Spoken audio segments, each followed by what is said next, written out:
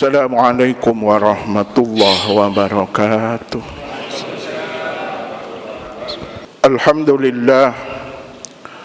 Alhamdulillahilladzi nawwara qulubal 'arifina bi anwaril yakin wa syaraha sudurahum bil ihsani wa sairi ahkamiddin. Asyhadu an la ilaha illallah wahdahu la syarika lah, ilahul awwalina wal akhirin, wa asyhadu anna Muhammadan abduhu wa rasuluh al-mab'utsu rahmatan lil alamin. Allahumma salli wa sallim wa barik ala sayyidina Muhammad wa ala alihi wa ashabihi ajma'in, amma ba'du. Fa ya ibadallah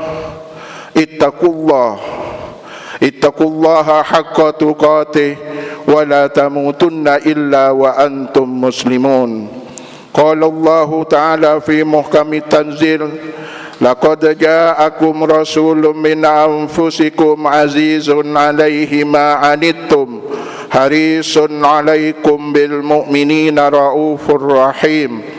Fa in tawallaw faqul hasbiyallahu la ilaha illahu alaihi tawakkaltu wa huwa rabbul arsyil azim. Sadaqallahul azim.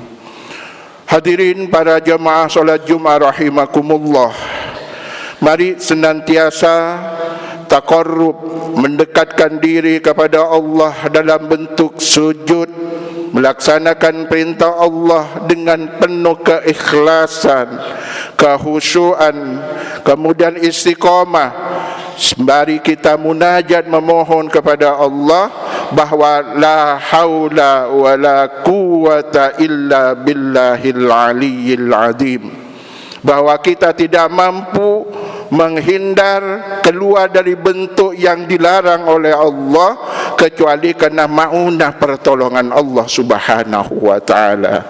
Jamaah rahimakumullah, saya sesuai dengan judul ini tadi melihat televisi CNN, ada seorang ustadz di Jawa Timur di satu kota kabupaten.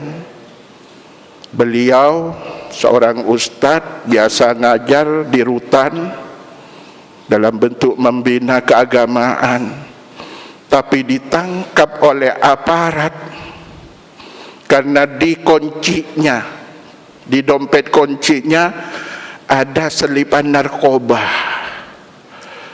Saya sempat menites air mata. Korupnya Ustadz yang memang membina untuk ke jalan yang baik dan benar, malah dia yang bawa narkoba yang akhirnya ditangkap. Saya berpikir lama di depan TV sambil nyender ke tembok.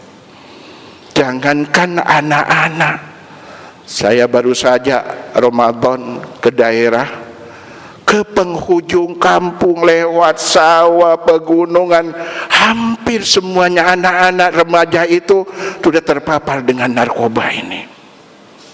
Bukan hanya kita, dulu saya berpikir hanya di kota. Banyak yang meninggal, banyak yang tertangkap karena mengidarkan. Tapi sampai ke desa, nama saya saja nggak ngerti. Aparat sudah sulit untuk bisa datang ke sana. Tapi narkotika ini sudah sedemikian masif sampai ke kampung-kampung yang anehnya anak itu pulang dari pesantren. Maka subhanallah, anak pulang dari pesantren terpapar narkoba. Ustaznya pun tadi, peristiwa itu kemarin, pakai peci putih kayak Habib begitu pecinya, pakai gamis hitam. Lalu negeri ini sudah mau kemana? Saya kalau baca sejarah, hancurnya beberapa negara dulu karena generasi dihancurkan dengan narkoba. Hancurnya satu bangsa kalau generasi penerusnya sudah dihancurkan moralnya, mentalnya, cara berpikirnya. Maka kalau Bapak aparat kita BNN sedemikian rupa melalui mimbar-mimbar hari ini se-Indonesia untuk membicarakan tentang narkotika ini, pantas. Negeri yang sudah oleng, yang memikirkan negeri hanya menghayal dengan narkobanya, lalu mau jadi apa negeri ini? Ketika Rasulullah diutus, orang Arab itu sudah terbiasa dengan minuman-minuman khamar, ya namanya khamar, yang memabukkan, maka berbangga-bangga. Siapa yang ngabisin paling banyak nggak mabuk, bangga, bercerita, pamer diri. Maka ketika turun ayat itu belum jelas. Ayat cuma menjelaskan bahwa manfaat khamar itu jauh, mudaratnya lebih besar. Sayyidina Umar tegas kepada Rasulullah, ya Rasulullah, memohon kepada Allah, pastikan.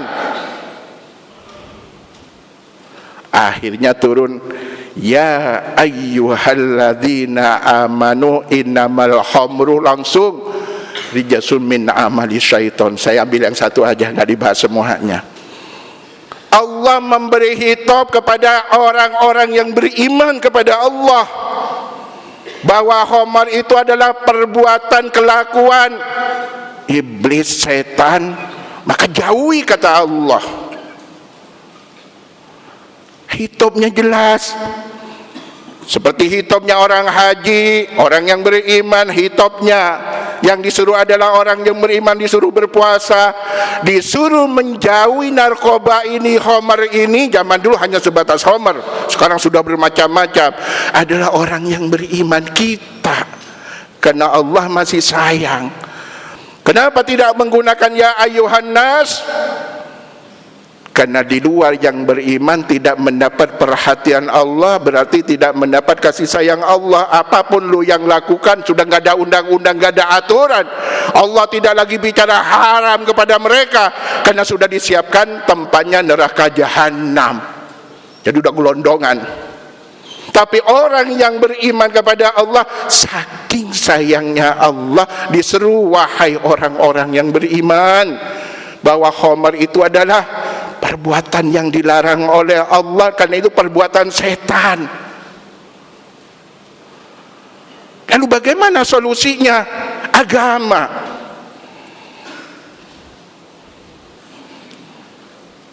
Kalau kita cuma bicara, kalau kita cuma agama. Lah yang tadi itu kan agama, ustad. Lahirnya ustad, dia pintar ceramah, berapa banyak orang bicara pintar, bicara agama nomor wahid, kelakuannya tidak sesuai dengan yang diucapkan. Kenapa? Hanya sebatas lisan. Tapi agama mengajarkan kolbu. Dan ada ayat lain, huwallazi anzala sakinata fi qulubil mu'minin. Kolbu, hati orang-orang yang beriman. Maka ketika iman ini hati yang bicara, hati yang disentuh, maka nanti Allah yang akan mengawal. Ini kan suka diledek-ledek kalau lihat di YouTube, di sneak video, ya dibilang haram, sesat. Apa itu ajaran sesat? Membaca la ilaha illallah, la ilaha illallah, la ilaha illallah 12 kali tidak nafas. Kalau nggak bisa ya nafas. Habis itu Allah, Allah, Allah, Allah 12 kali tidak nafas. Kemudian dari kalimat huwa, tapi disebutnya lafaz hu. Lafaz Allah itu ujungkan Allahu, hu, hu, hu. 12 kali tidak nafas. Saya dawamkan tuh dari umur 14 tahun sampai hari ini, sampai nanti insya Allah akhir hayat saya. Ternyata dulu kiai saya cuma ngajarin baca. Kalau nggak bisa tiap baca sholat, baca saja sore dan pagi, atau pagi dan sore. Dulu nggak diajarin apa manfaatnya. Ternyata setelah banyak belajar, punya mursyid, oh ternyata kalimat la ilaha illallah, la ilaha illallah itu membersihkan kolbu, hati kita. Hati itu dibersihkan. Karena setiap melakukan perbuatan dosa, naktatun sauda, ada bercak-bercak hitam di hati itu. Semakin banyak bercaknya, hati semakin jauh dari Allah. Kalau semakin jauh, yang ada di fikirnya adalah hawa nafsu yang menang, hawa nafsu yang bicara tanpa memikirkan akibatnya. Jadi dengan sering la ilaha illallah, itu kalbu kita dibersihkan oleh Allah. Lalu kena Allah, Allah, Allah, ruhnya disentuh dengan kalimat Allah,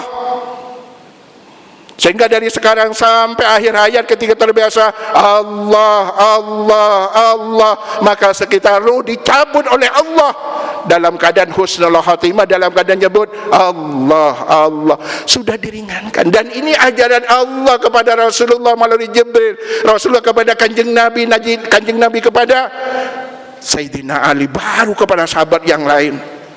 Ada hadisnya sahih. Karena yang ngajar Rasulullah, yang diajar Sayyidina Ali, wah, 3 kali langsung top tier, selalu menjadi kekasih Allah. Ali, ikuti saya, pejamkan matanya. Itu hadis sahih itu. Ya, ikutin saya dulu. Kata Rasulullah, la ilaha illallah, 3 kali. Hatinya Sayyidina Ali dibersihkan dengan kalimat la ilaha illallah, malah kasyaf. Apa itu kasyaf? Oleh Allah diberi kemampuan melihat yang tidak lain orang bisa, atau mungkin orang lain sulit untuk menghindar, dia mampu menghindar. Kenapa? Mendapat benteng dari Allah. Maka ketika kondisi seperti ini, anak-anaknya kita bentengi dengan kalimat la ilaha illallah. Ketika kondisi semacam ini, bentengi anak-anak kita dengan sallallahu ala Muhammad. Ketika kondisi semacam ini, benteng anak kita dengan doa Rabbana atmim lana nurana waghfir lana innaka ala kulli syai'in qadir. Anak kita diajak la ilaha illallah masih sulit, diajak suruh baca Allah, Allah sulit, dibaca suruh baca salawat sulit, iya doang. Apa benteng terakhir? Doa. Doakan agar Allah senantiasa mencurahkan rahmat berupa Nur Muhammad, Nur ilahiyah melalui Nur Muhammad, sehingga nanti kemanapun pergi, barokah doa orang tuanya, anak terbentengi, dibentengi oleh Allah. Anak saya cerita, Pak, kemarin teman kuliahnya itu, Pak, suka minum, jadi saya menghindar daun. Alhamdulillah, barokah doa, anak bisa menghindar dari teman-teman yang biasa narkoba, biasa minuman keras. Maka kita orang tua, lihat Nabi Allah Ibrahim, walaupun sudah dinyatakan Khalilullah, Allah menyatakan rahmatullah kepada beliau, wa barakatuh alaikum ahlal bait, barakah rahmat aku curahkan kepada engkau Ibrahim dan keluarganya. Nabi Ibrahim kemudian merdeka? Tidak, senantiasa. Maka di Al-Quran doa yang terbanyak adalah doa Nabi Ibrahim. Rabbi habali minas salihin, Rabbana hablana min azwajina wa dhurriyyatina qurrata a'yun, Rabbana waj'alna muslimaini laka wa min dhurriyyatina ummatan muslimatan laka. Bahkan bukan hanya anak putunya yang didoakan, calon pasangan mereka didoakan. Rabbana wa ba'ath fihim rasulam minhum yatlu alaihim ayatika. Ya Allah, bukan hanya anak keturunanku, anak putuku yang soleh soleha, tapi pasangan mereka, suami dan istri mereka nanti termasuk orang-orang yang soleh soleha. Coba, yang dijamin Khalilullah, yang sudah dicurahkan barokah dan rahmat, tapi tangannya nggak pernah berhenti mengangkat. Bahkan yang didoakan tidak hanya anak putu yang kelihatan saat itu, yaitu putranya Nabi Ismail, Nabi Ishak, cucunya Nabi Yakub, cicitnya Nabi Yusuf. Tapi tidak hanya ini ya Allah yang aku minta, sampai akhir zaman anak putuku. Qala wa min dzurriyyati, kata Nabi Ibrahim, ya Allah, tidak hanya kami ini yang kau anugerahkan rahmat dan barakah, tapi seluruh anak keturunanku. Allah menjawab, qala la yanalu ahli dhalimin. Ibrahim, iya, aku kabulkan permohonanmu, doamu, tapi tidak pernah aku berikan kepada keturunanmu yang zalim, mengambil hak orang lain, mengkhianati orang lain, membuat orang lain sengsara. Itu janji Nabi Ibrahim kepada Allah, dan Allah sudah memberi janji pada Nabi Ibrahim. Maka ketika kita menjadi orang yang tidak menzalimi orang lain, kan Nabi sudah bilang, khairun nas anfa'uhum linnas, manusia terbaik itu orang yang manfaat buat orang lain. Tapi kalau belum mampu, jangan la darara wa la dirara, kata Nabi. Jangan membuat kamu mudarat, tidak baik kepada dirimu, dan membuat tidak baik kepada orang lain. Maka kalimatnya hadir, la darara wa la dirara. Tidak merusak dirimu dan tidak merusak orang lain, tidak merugikanmu dan tidak merugikan orang lain. Kalau ini mampu dilakukan, berarti tidak menzalimi siapapun. Kalau sudah tidak menzalimi siapapun, doanya Nabi Ibrahim pasti sampai kepada kita, karena beliau menyebut dzurriyyah. Lah ini yang bisa kita lakukan di kondisi yang semacam ini. Sulit. Anak kita sudah bergaul di mana-mana, HP sudah menjadi tiap hari dipegang. Bagaimana caranya? Doa. Maka ketika Nabi Ayub berpikir, bagaimana meninggalkan anak-anak keturunanku ini, aku khawatir nanti. Karena sudah trauma, Yusuf dicemplungin ke sumur, maka kakak-kakaknya trauma. Kata Allah, minta kepada Allah, yakinkan kepada Allah agar mereka imannya kuat. Kalau sudah imannya kuat dalam kondisi apapun, mampu mengendalikan diri, mampu menjaga diri, karena mendapat pengawalan, kekuatan dari Allah Subhanahu wa ta'ala. Maka dengan demikian, narkoba, narkotika belum ada bayangan bisa dihentikan. Walaupun bapak-bapak kita, para aparat sedemikian rupa berusaha untuk mencegah, tapi yang dicegah jauh lebih banyak, sudah meluas dari segala pintu, sudah masuk.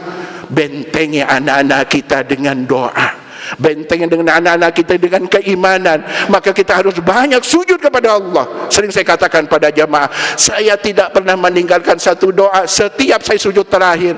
Mau sholat sunnah, mau sholat wajib, ketika sujud terakhir, walaupun buru-buru, saya selalu, Rabbana atmim lana nurana waghfir lana ya Allah innaka ala kulli syai'in qadir. Ya Allah, ya Rabbana, curahkan nurmu kepada kami, dalam hati saya, istri dan anak keturunanku, dan ampuni dosa-dosa kami ya Allah. Ketika Allah sudah menjawab dengan kalimat ini, pasti dan yakin anak keturunan kita oleh Allah dijaga. Caranya Allah mencurahkan nur kepada kolbu, kepada hatinya, sehingga mampu menghindar dan dihindari dari perbuatan-perbuatan yang akan menghancurkan seperti narkoba ini. Barakallahu li wa lakum fil Qur'anil azim, wa nafa'ani wa iyyakum bima fihi minal ayati wa dzikril hakim, wa taqabbala minni wa minkum tilawata innahu was-sami'ul alim. Aqulu qawli hadza astaghfirullahal azim li wa lakum wa lisairil muslimina wal muslimat wal mu'minina wal mu'minat fastaghfiruhu innahu huwal ghafurur rahim.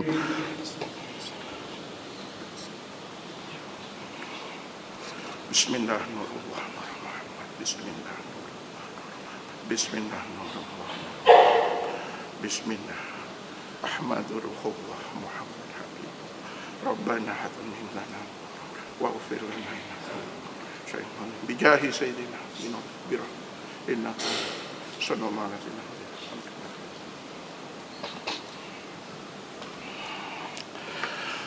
Alhamdulillah hamdan kama amar. Asyhadu an la ilaha illallah wahdahu la syarika lah, wa asyhadu anna Muhammadan abduhu wa rasuluh al-mab'utsu rahmatan lil alamin.